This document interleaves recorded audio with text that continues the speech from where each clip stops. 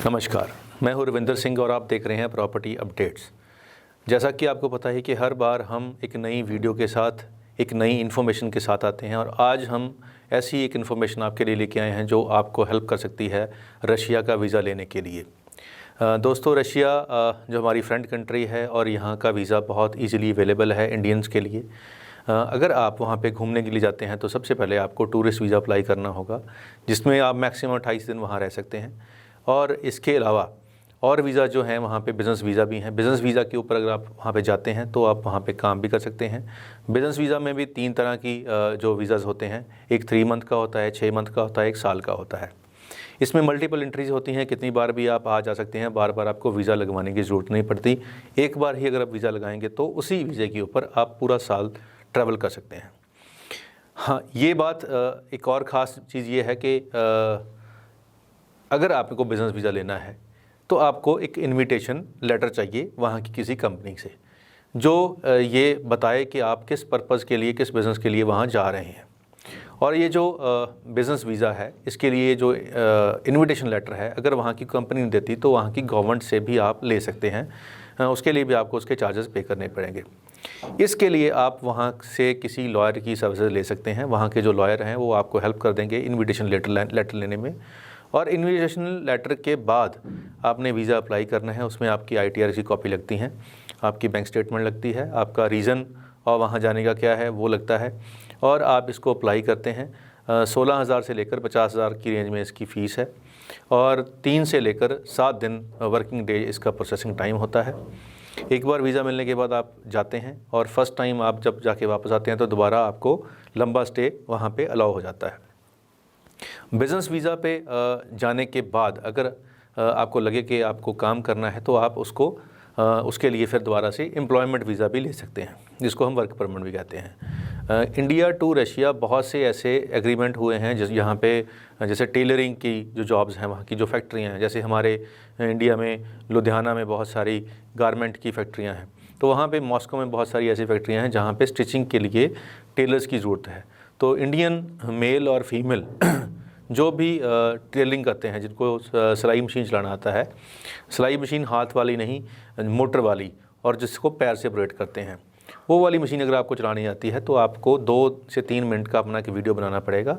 वो वीडियो आपका वहाँ की कंपनी को जाएगा एज ए इंटरव्यू के तौर पे, एज ए एक्सपीरियंस के तौर पे। उसके बाद वहाँ की कंपनी आपको जो इनविटेशन लेटर देगी, जो वहाँ की मिनिस्ट्री से अप्रूव होगा, उसके बेस पे आपका वर्क परमिट लगेगा और यहाँ से आप वहाँ उस कंपनी में एज ए वर्क परमिट पे काम करने के लिए जा सकते हैं।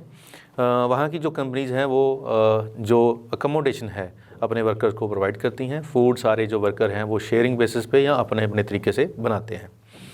हमारे इंडिया की करेंसी और रशिया की करेंसी ऑलमोस्ट बराबर है।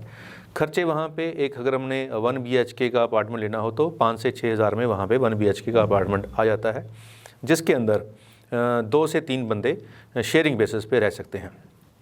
इसके अलावा जिनको ड्राइविंग आती है, अगर वो वहाँ जाकर जैसे, क्योंकि मॉस्को जो है और सेंट पीटर्सबर्ग जो है वो बहुत बड़ा शहर है, जैसे हमारा बॉम्बे है ऐसा शहर है, वहाँ पे ओला उबर्स के ड्राइवर की भी बहुत ज़रूरत है।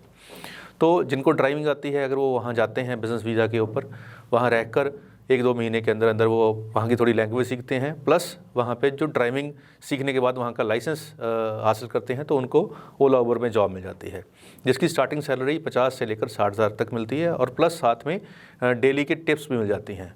बहुत से फॉरेनर वहाँ आते हैं जो जिनको रशियन नहीं आती और वो इंग्लिश में बात करते हैं। अगर आपकी इंग्लिश ठीक है तो ओला उबर आपके लिए एक बेस्ट जॉब हो सकती है रशिया में।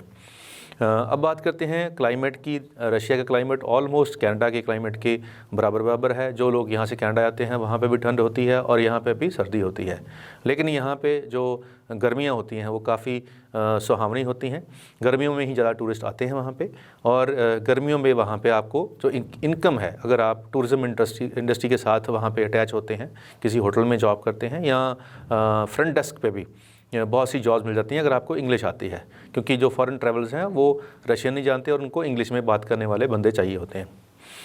दूसरी बात यह है कि जब आप वहाँ पे चले जाते हैं, वहाँ की लोकल लैंग्वेज आपको आ जाती है, तो फिर आप वहाँ की लोकल जो फ्रंट डेस्क जॉब्स होती हैं, जैसे किसी रेस्टोरेंट में ऑर्डर लेना है, जहाँ किसी बेकरी पे काम करना है या कहीं फ्रंट डेस्क पे काम करना है, तो वो जॉब्स भी आप वहाँ पे कर सकते हैं। अगर आप नॉर्मल आपने 10th कर रखी है या +2 कर रखी है और काफ़ी सालों का अगर आपका गैप है, मान लीजिए 10-12 साल का आपका गैप हो गया है और अब आप पढ़ाई करना चाहते हैं, तो आप रशिया में 1 साल का लैंग्वेज का कोर्स कर सकते हैं। वो कोर्स में आपको इजीली एडमिशन मिल जाएगी, लाख सवा लाख आपकी फ़ीस होगी और साथ में आपको हॉस्टल मिल जाएगा और वहाँ पे आप 2-2.5 घंटे क्लास के बाद फुल टाइम काम कर सकते हैं, कोई प्रॉब्लम नहीं है। और जैसे ही आपको वहाँ की लैंग्वेज आएगी तो आप वहाँ पे एज ए टूरिस्ट गाइड भी काम कर सकते हैं। ये एक ऐसी ऑप्शन है जो कम बजट में एक अच्छी कंट्री में जाना चाहते हैं तो उनके लिए अच्छी ऑप्शन है। रशिया हमारा फ्रेंड कंट्री है और हमारे देश की जो जोग्राफिकल है, जो हमारा एरिया है, उससे 10 गुना बड़ा है। आज भी दुनिया की सबसे बड़ी कंट्री जो है रशिया है और दुनिया की सबसे हाईली जो हम स्पेस की जो रिसर्च होती है उसमें सबसे बढ़िया जो टेक्नोलॉजी की एजुकेशन है वो रशिया में पाई जाती है। रशिया क्योंकि 99.9% लिटरेसी रेट है और वहाँ पे एजुकेशन बिल्कुल फ्री है, इसलिए वहाँ पे हर बच्चा पढ़ लिख जाता है और वहाँ पे जो मेंटल लेवल है, जो उनकी सोच है, वो बहुत डेवलप्ड है। इंडियंस को वो पसंद करते हैं, हमारा फ्रेंड कंट्री है इसलिए वो हमें पसंद भी करते हैं। और जिसकी लड़के की अगर इंडिया में शादी नहीं हो रही है और अगर वो वहाँ जाए तो दूसरी ये भी उनको एक ऑप्शन वहाँ मिल सकती है कि जो रशियन लड़की से वो शादी करके वहाँ की PR भी हासिल कर सकते हैं। अगर आप रशिया में 5 साल काम करते हैं तो 5 साल काम करने के बाद आपको वहाँ की PR भी मिल सकती है। अगर वहाँ पे आप सेटल होते हैं तो 2.5 एकड़ पर पर्सन रशियन गवर्नमेंट आपको फ्री ऑफ कॉस्ट लैंड भी अलॉट कर देती है, जो 5 साल के बाद आपके नाम पे ट्रांसफ़र हो जाती है। रशिया के बारे में ये जो इन्फॉर्मेशन आज हमने दी है, उम्मीद है कि आपको अच्छी लगी होगी। आप हमारा चैनल सब्सक्राइब और इसको लाइक करना ना भूलें और इसका बेल आइकन भी दबा दें ताकि आगे से जब हम नई वीडियो शेयर करें तो आपके पास नोटिफिकेशन आ जाए। आज के लिए इतना ही, मिलते हैं अगले वीडियो में एक नई कॉन्सेप्ट के साथ, एक नई इन्फॉर्मेशन के साथ। तब तक के लिए धन्यवाद।